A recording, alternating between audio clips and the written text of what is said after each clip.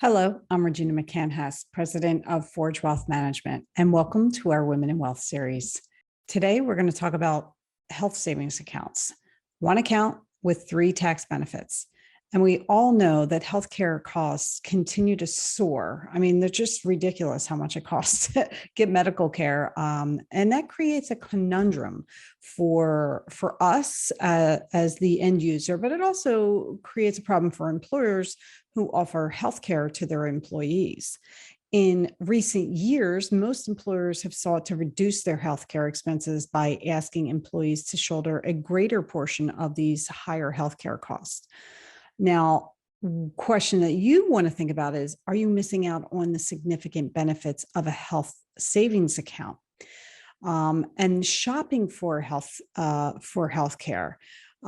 So along with all the various options that you have with health insurance plans, a high deductible health plan has become the vehicle of choice for many employers, and that's because it saves some money. Each calendar year, employees who have a high deductible health plan are responsible for the first $1,400 in medical expenses. That would be $2,800 for a family before their coinsurance kicks in. Now, this encourages employees to shop for healthcare in an effort to reduce their out-of-pocket costs.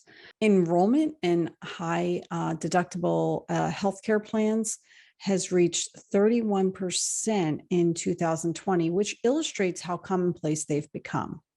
Now, that's where HSAs or health savings accounts come in to help you. They were created to help employees pay some of their out-of-pocket healthcare expenses. HSAs actually can be used for dozens of qualified medical expenses, ranging from diagnostic services like x-rays to prescription medications, to eyeglasses, all the way to wheelchairs. Now let's talk about getting an HSA, a healthcare spending account. You're eligible for a healthcare spending account if you are 1, enrolled in a high deductible health plan, 2, not eligible for Medicare, 3, not eligible to be claimed as a dependent. So you and your employer can contribute to an HSA through payroll deductions. If your employer doesn't offer an HSA, you can actually open one yourself as well. Either way, you'll get a debit card that you can use for co-pays and prescriptions and the like. You just need to be aware that you'll pay a 20% penalty if the money is spent on anything other than a qualified medical expense. So you do want to make sure that, when you're using the card, you're using it properly. Then a lot of people will wonder, how do you contribute to that type of plan? An HSA generally has 2 separate functions. It has an FDIC insured personal savings account, and it also has an investment account for the HSA assets. The IRS limits the amount of pre-tax dollars that you can contribute to an HSA each year. Now, in 2022, the maximum is $3,650 for individuals and $7,300 for families. In addition, anyone over 55 or older can contribute an additional $1,000 catch-up amount. So those approaching retirement can max out their contributions and then invest to build a health expense nest egg. So what are the benefits? The main advantages of healthcare spending accounts are the tax benefits. Salary deferrals and employer contributions to your HSA are pre-tax. The investments earned on an HSA accumulate tax-free. Assets can be withdrawn tax-free for qualified medical expenses. And after-tax contributions not made via your salary deferral are also tax deductible. So if you know you have a big out-of-pocket medical expense on the horizon, you can add funds up to your limit, of course, into your healthcare savings account. Some employers make contributions to HSAs on behalf of their employees. Now, that amount varies from company to company. Other factors, including whether it's solely for the employee or for the employee plus additional family members, can play a part too.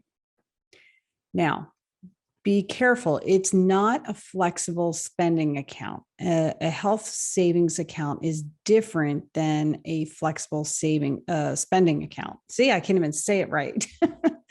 But both allow you to put money aside for healthcare costs, but there are no eligibility requirements for a flexible spending account or an FSA, as we like to shorten everything, right?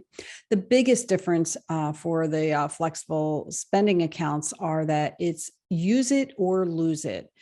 So contributions to an FSA must be spent by the end of the calendar year or they're forfeited, right? So end of the year, you got to spend all that money or it just poof, goes away. HSA, however, healthcare savings account, can carry over year after year. And if you have an HSA, you're not permitted to have a flexible spending account in most cases. So just be really careful about the differences there.